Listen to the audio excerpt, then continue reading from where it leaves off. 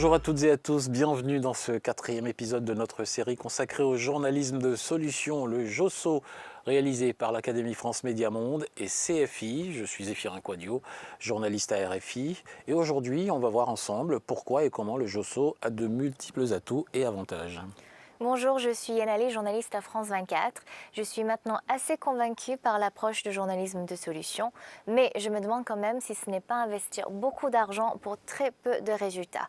On en a vu des modes journalistiques séduisants sur papier, mais qui n'intéressent pas vraiment le public et qui finissent en gouffre financier. Oui mais non, le JOSO rapporte de l'audience, de l'engagement et par conséquent de l'argent. Des preuves, s'il te plaît. Il y en a. En 2010, 2 chercheurs en marketing ont étudié 7000 articles du New York Times pour savoir lesquels étaient les plus viraux sur les réseaux sociaux. Eh bien, le résultat, c'est que ce sont les articles positifs, ceux qui génèrent de l'émotion, et les articles pratiques qui sont les plus partagés. Cette étude a conforté de nombreux journalistes qui avaient déjà remarqué que leurs articles constructifs marchaient bien. Et on a vu apparaître depuis 10 ans des rubriques Good News et JOSO dans de nombreux médias mainstream, le Washington Post, le Huffington Post, 20 minutes, le Figaro, TF1, sans compter des médias spécialisés comme Oui Demain, So Good, Positive. Stop. Il y en a combien en tout? On estime qu'un millier de médias dans le monde pratiquent le journalisme de solution. Mais certains plus que d'autres, j'imagine. Oui, en France, il y a des expériences intéressantes. Par exemple, le quotidien Libération, le quotidien qui, chaque année, depuis 2007, publie un numéro spécial, le Libé des solutions, avec l'association Reporters d'Espoir. Et tu sais quoi?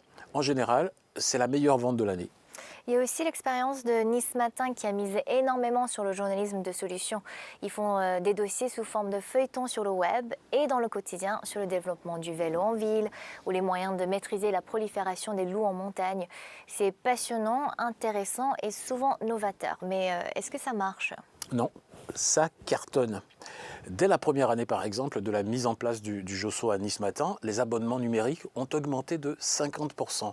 Le temps de lecture sur le web a été plus long, les vidéos ont été plus partagées sur Facebook et la newsletter a doublé son taux de clic. Pas mal, non ?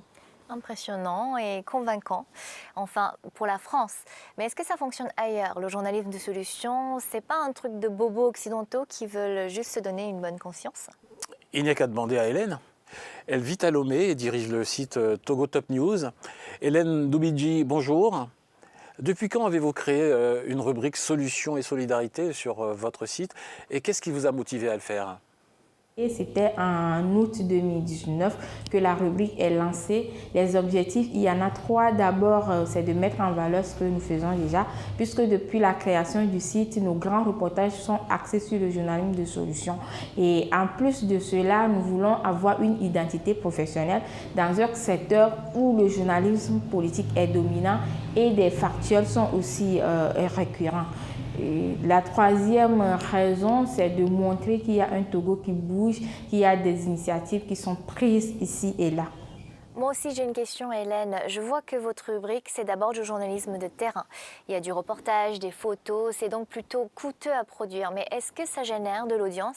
Cela en vaut la peine puisque ce sont des articles qui sont très bien lus. Ce sont des sujets froids, donc il y a des gens qui viennent lire tout le temps et ce sont des articles qui ont assez de clics. Merci Hélène pour votre témoignage, gageons qu'il déclenche d'autres vocations dans d'autres pays. Et nous, on va se retrouver dans un nouvel épisode pour voir comment distinguer le vrai JOSO du faux JOSO. Parce qu'en plus, il y a des contrefaçons. Comme tout ce qui marche.